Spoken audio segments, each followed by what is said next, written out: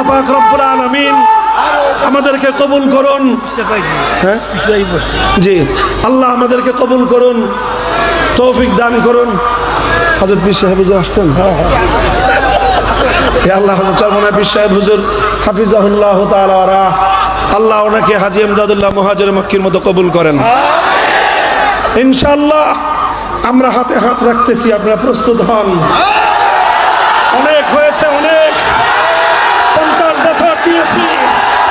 আগামীর বিপ্লব হবে চূড়ান্ত ইসলামী রাষ্ট্র কায়েমের বিপ্লব ইনশাআল্লাহ। আল্লাহ পাক রব্বুল আলামিন কবুল করেন।